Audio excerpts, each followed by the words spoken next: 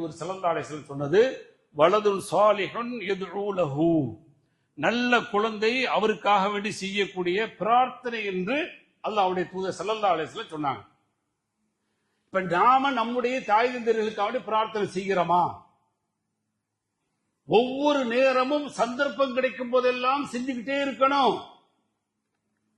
அவர்களுக்கு நாம் செய்ய வேண்டிய கடமைகள் உயிருள்ள பொழுது அவர்களை மனம் கோணாதவாறு நடக்கணும். சீண்டு கூட சொல்லிடக்கூடாது. மார்க் எப்படி சொல்லுது? சீண்டு கூட சொல்லிடாத, சொல்லிட்டு அல்லாஹ்வுடைய வெறுப்பாயிடும். அவர்கள் உயிர் உள்ள பொழுது அவர்களை கண்ணியமாக நீங்க அவங்களை என்ன செய்யணும்? பார்த்துக்கிறணும். அதே போல இறந்த பிறகு அவர்களுக்காக வேண்டி நீங்கள் மன்னிப்பு கேட்பது, சொர்க்கத்தில் உயர்ந்த அந்தஸ்தை கேட்பது போன்ற நல்ல பிரார்த்தனைகளை செய்யணும். இஸ்லாம் எதிர்பார்க்கிறது. இந்த குழந்தைய நாம விட்டுட்டு போனோம்னு சொன்னாதான் நமக்கு அந்த குழந்தை பிரார்த்தனை செய்யும். அது ஆண் குழந்தையாக இருந்தாலும் சரி, பெண் குழந்தையாக இருந்தாலும் சரி. ஏன்னா ஆண்கள் தான் வாரிசா வருவாங்க, பெண்கள் வந்து இன்னொரு வீட்டுக்கு போயிருவாங்க, யதார்த்தம் அது. ஆனால் இருந்தாலும் இதுல 2 பேரும் கூட்டு, ஆண் பிள்ளையும் சரி பெண் பிள்ளையும் சரி தன்னுடைய தாய் தந்தை இறந்த பிறகு துவா செய்வாங்க, உயிர் உள்ள பொழுதும் துவா செய்வாங்க. 2 கட்டத்திலையும் பெற்றோர்களுக்காக வேண்டி துவா கேட்டுக்கிட்டே இருப்பாங்க. இப்படியாப்பட்ட குழந்தையாக நல்ல குழந்தை இருக்கணும். ஆடக்கூடிய டான்ஸ் ஆடக்கூடிய குழந்தையாக இருக்கக்கூடாது. கூத்தாடிகளுக்கு என்ன கூத்தாடினா, கூத்தாடிங்கிற வார்த்தை யூஸ் பண்றதுனால சொல்றேன், அது நல்ல வார்த்தை இல்லை என்ன பொறுத்த வரைக்கும். நான் மாற்றிக் கொள்றேன். நடிகர்களுக்காக வேண்டி கொடி பிடிக்கக்கூடிய குழந்தைகளாக இருக்கக்கூடாது. என்ன நடக்குது? இப்ப ஒரு நடிகர் வந்துட்டார், அந்த அவரை பற்றி உண்டான சாதக பாதகங்கள், அரசியல் சார்ந்த விமர்சனங்கள் எதுவுமே உள்ள போல.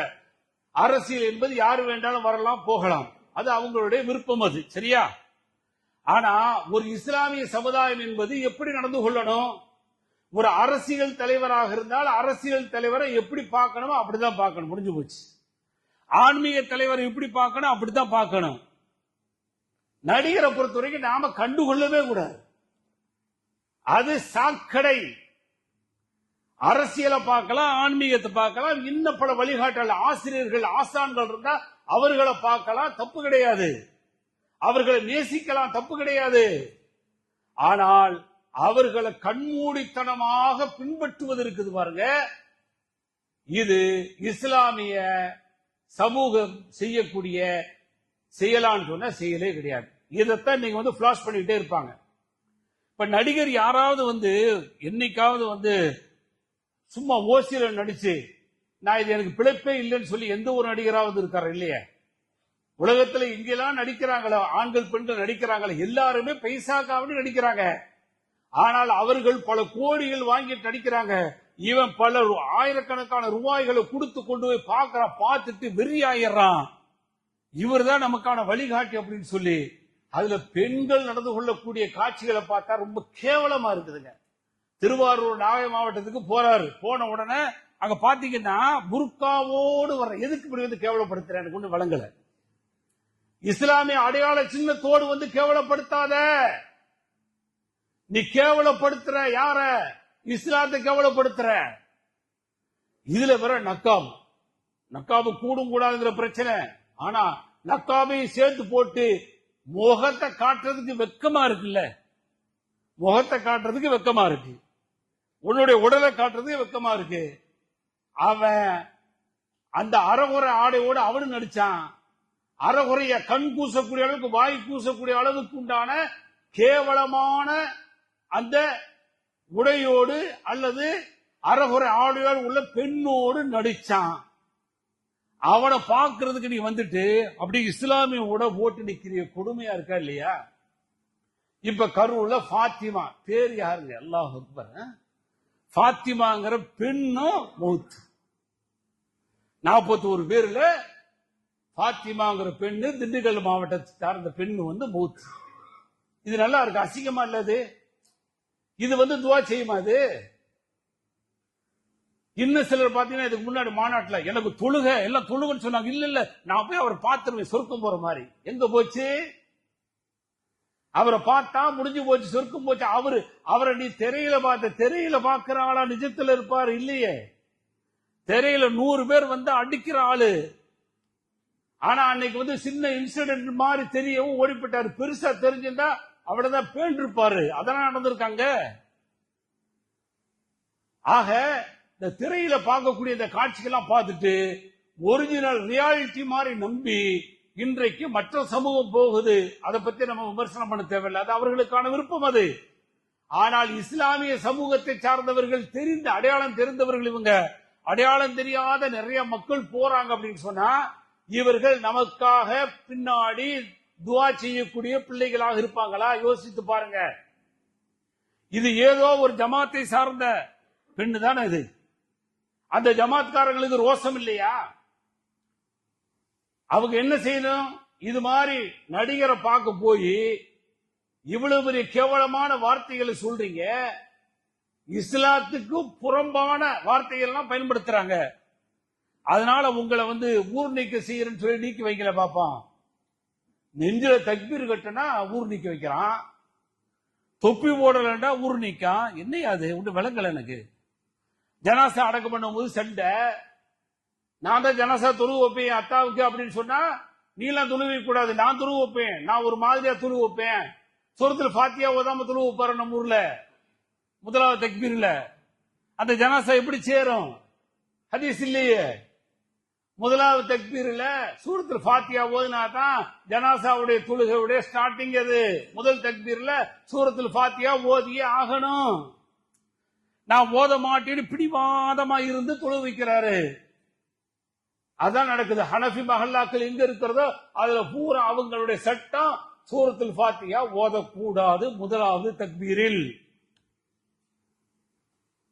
இப்படி மாற்றமா செய்யறனால நான் சூரத்துல் ஃபாத்தியா ஓதி என்னுடைய தந்தைக்கு தொழு வைக்கிறேன்னு சொன்னா நீ தொழு வைக்க கூடாது அப்படிங்கிறது. தொப்பி போடலடா நீ பள்ளிக்குள்ள வரக்கூடாது, தொப்பி உள்ளவங்க தான். சரி, எனக்கு ஹதீஸ் கிடைச்சிருச்சுப்பா, விரல் அசைக்கிறேன், விரல் அசைக்கிறவங்க உள்ள வரக்கூடாது. இன்னைக்கு மாறி போச்சு. இருந்தாலும் ஏன் இந்த கண்டிஷனை போடுறீங்க? மாலை போட்டுக்கிற மாட்டேன், மதிப்பிழந்தவனாக வரதட்சணை வாங்க மாட்டேன், அல்லாஹ்வுடைய தூதர் சொன்னது போலதான் திருமணம் முடிப்புன்னு சொன்னா நாங்க நிக்கா புத்தகம் தர மாட்டேன். இப்ப ஜமாத் அன்பர்கிட்ட கேட்கிறோம், நீங்க கண்டிப்பா யார்கிட்ட கண்டிப்பு காட்டியிருக்கணும்?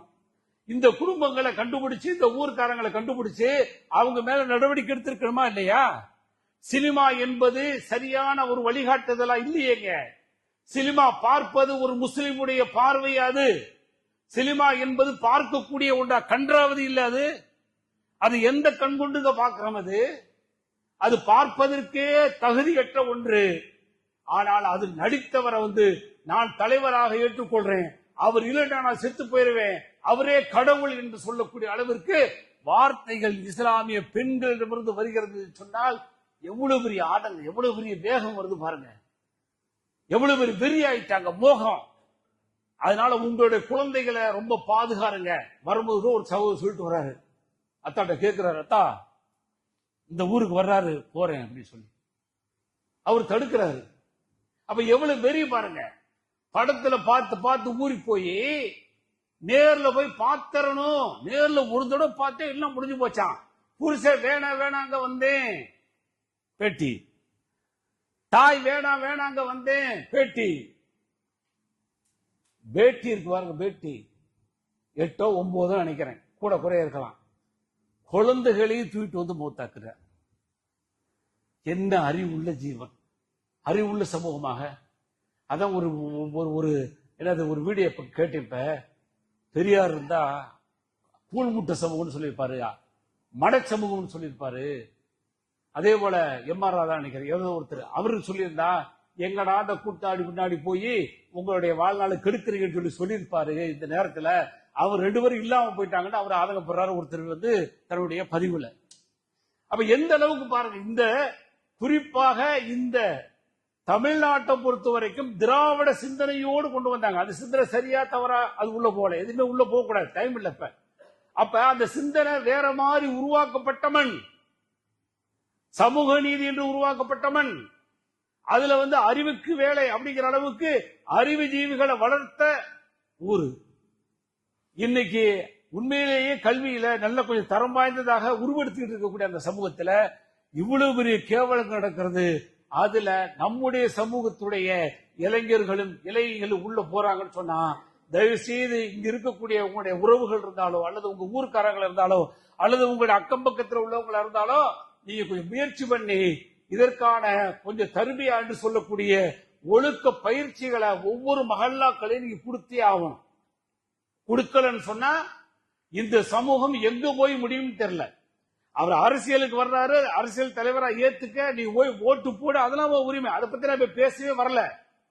ஆனா உனக்கு என்ன தெரியும் அரசியலை பத்தி? இன்னைக்கு இஸ்லாமிய சமூகத்துக்கு உண்டான விழிப்புணர்வு இருக்கா? பேசுறோம்னு சொன்னா எவ்வளவு வேணாலும் பேசலாம். அரசியல் விழிப்புணர்வு இஸ்லாமிய சமூகத்துக்கு எவ்வளவு இருக்கு? ரொம்ப கம்மி. போய் கேட்டீங்கன்னா ஒண்ணுமே தெரியாது. அரசியல் சம்பந்தப்பட்ட எந்த செய்தியும் தெரியாது. ஏதோ ஒன்றை சார்ந்து அவங்க வாழ்றாங்க. இதையெல்லாம் வென்றெடுக்கும் முகமாகத்தான் இஸ்லாத்தில் சில இஸ்லாத்துல சில இயக்கங்கள் அரசியல் களம் கண்டு எப்படியாவது இந்த சமூகத்துக்காக ஏதாவது செய்யலாம் சொல்லி உள்ள வரும் பொழுதும் அங்கேயும் சரியான ஒரு போக்கு என்ன செய்யலாம், மக்கள்கிட்ட ஆதரவுகள் இல்லாம இருக்கு. இதான எதார்த்தம். அதையாவது ஆதரிக்க வந்தாங்களா? இல்லையே. அவங்க கேட்டாவே ஏன் ஒன்னா நிக்கல? ஒன்னா நிக்கிறதுங்கிறது அது அவங்களுடைய அந்த சூழல் எப்படி இருக்குதோ அது அவங்களுக்கானது, சரியா? ஆனா குறைஞ்சபட்சம் நாம் தேர்ந்தெடுக்கக்கூடிய அந்த தேர்வு எப்படியாப்பட்டதா இருக்கணும் அப்படிங்கிறதுக்கான சரியான வழிகாட்டுதலை யாரோ ஒருவரோ ரெண்டு பேரோ காட்டுவாங்கல்ல, அதுலயாவது ஒன்னா நிப்போம் அப்படிங்கிறது கூட இல்லாத அறிவற்ற சமூகமாக அரசியல் களத்திலும் இருக்கிறனாலதான் தொப்பி போட்டுக்கிட்டு தாடி வச்சுக்கிட்டு இளைஞர் பேரவை அப்படின்னு சொல்லி இந்த நடிகர் பின்னாடி ஒரு கூட்டம் ஜெண்டா பிடிக்குது. அதையும் வீடியோல பார்த்தா கேவலமா இருக்கா இல்லையா? அப்ப இஸ்லாமிய சமூகம் எங்க போகுதுன்னு தெரியல. குறைஞ்சபட்ச விழிப்புணர்வு ஏற்படுத்துவதற்கு முயற்சி பண்ணுங்க. ஒழுக்கம் உள்ளவர்களாக நம்முடைய சமூகத்தை வென்றெடுப்பதற்கு முயற்சி பண்ணுங்க. ஒவ்வொரு மஹல்லாக்களிலும் குறிப்பாக இந்த இளம் சிட்டுக்கள் இருக்காங்க பாருங்க, அவங்களுக்கான தர்பியா என்று சொல்லக்கூடிய ஒழுக்க போதனுடைய பயிற்சியை நீங்க கொடுத்தாலும் மட்டும்தான் ஜெயிக்க முடியும். இல்லைன்னு சொன்னா இப்ப வரக்கூடிய இந்த சூழல் அவர்களை வேற மாதிரி கொண்டு போய் மரணம், பாத்திமாவுடைய மரணம் எப்படியாப்பட்ட மரணம் அல்லாஹ் தான் பாதுகாக்கணும். இறுதி முடிவு அல்லாஹ்ட்ட இருக்கு, அதை நம்ம பேசக்கூடாது. இருந்தாலும் போனது போய் சேர்ந்த இடம், மௌத்தா போன இடம், இது எல்லாத்தையும் பார்க்கும்போது நமக்கு மனம் வேதனைப்படுகிறது. ஒரு தவறான மரணமோ என்னமோ அல்லாஹ் தான் அறிவான். ஆனால் அந்த போன்ற மரணமாக நம்முடைய சமூகத்தில் உண்டான யாருடைய மரணமும் ஆயிடக்கூடாதுங்கிற கவலையோடு பேசுறேன். எனவே நீங்கள் ஜமாத்தை சார்ந்த ஒவ்வொரு கூட்டம், ஒவ்வொரு அங்கத்தினர்களும் உங்களுடைய மஹல்லாக்கள்ல இது போன்ற ஒழுக்க போதனைகளை மாணவ மணிகளுக்கு நீங்கள் ஏற்படுத்துவதன் மூலமாக வெற்றி பெற்றவர்களாக மாற முடியும். ஒவ்வொரு குழந்தைகளும் தன்னுடைய பெற்றோர்களுக்கு துவா செய்ய குழந்தைகளாக மாற முடியும். நாம் விட்டு சென்ற எத்தனையோ நல்லறங்களில் என் பிள்ளை நல்ல பிள்ளை அப்படிங்கிறது எனக்கான வாரிசு நல்ல வாரிசாக இருக்கிறது என்பதும் ஒரு அடையாளமாக இருக்கும் என்பதை புரிவோம். வாஹிர் தாவானா அல்ஹம்துலில்லாஹி ரப்பில் ஆலமீன். அஸ்ஸலாமு அலைக்கும் வரஹ்மத்துல்லாஹி வபரகாத்துஹு.